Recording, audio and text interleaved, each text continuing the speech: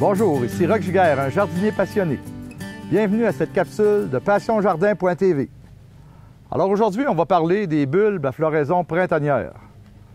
Bien entendu, c'est l'automne qui est le moment idéal pour faire ces plantations-là. Donc, ces temps-ci. À partir de la mi-septembre, fin septembre, aller jusqu'au milieu d'octobre, fin d'octobre, c'est tout dépendant des régions. Alors habituellement, les bulbes vont avoir le temps de faire leur système racinaire avant l'hiver. À l'automne, il y a beaucoup de bulbes qui sont présents dans les présentoirs, dans les centres jardins. J'en ai quelques-uns ici. Alors ici, j'ai des tulipes, j'ai des crocus, alors des petites plantes, et j'ai des pushkinia.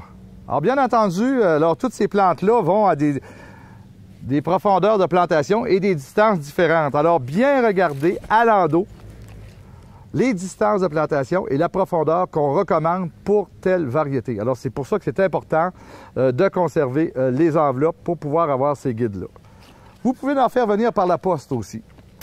Par contre, il y a un inconvénient par la poste, c'est qu'on ne sait pas la qualité des bulbes qu'on va recevoir.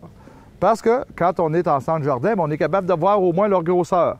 Plus que le bulbe est gros, plus que le bulbe va être vigoureux et plus la plante va être belle et donc sa floraison au printemps suivant.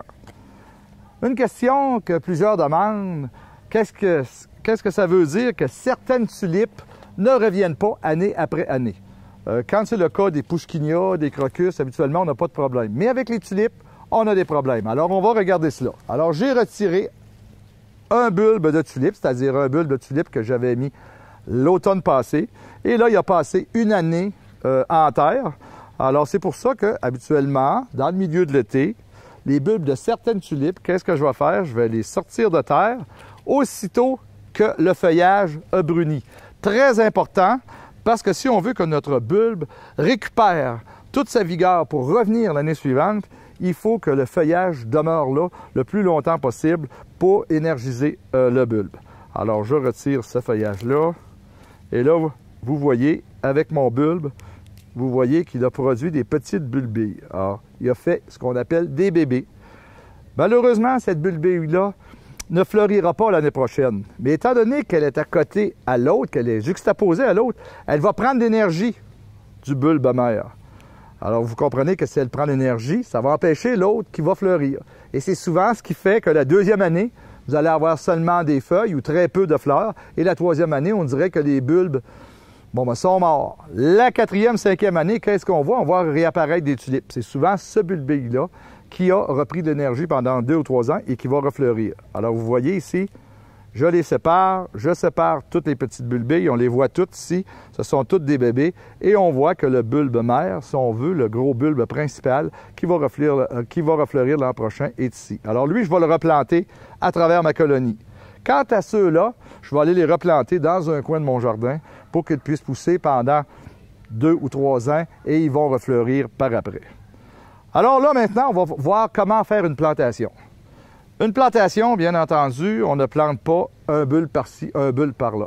Il faut planter toute une colonie, c'est-à-dire une certaine quantité ensemble pour qu'on ait un effet de masse, toute une même couleur. Parce que si on voit une tulipe rouge, une tulipe blanche, une tulipe rose, ce n'est pas beau. Alors, je vais vous montrer comment faire la plantation.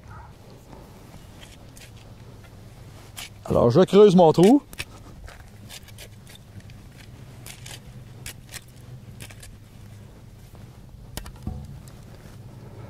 Alors, vous avez vu, j'ai creusé mon trou avec une pelle ronde.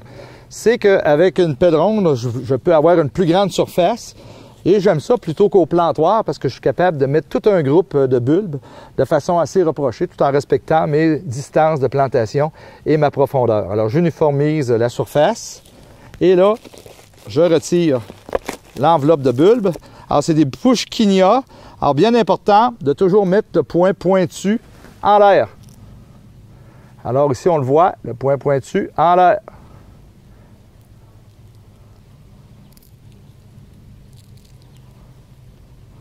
Alors, vous voyez, j'ai une bonne colonie. Je vais avoir un bon effet de masse. Ça va être coloré. Je prends un petit peu d'engrais que j'avais mis auparavant dans le fond de mon trou. Alors, je renterre.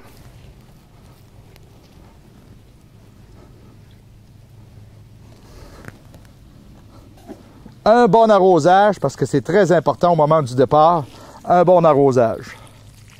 Et c'est la promesse d'un beau jardin printanier, de belles couleurs après le départ de la neige.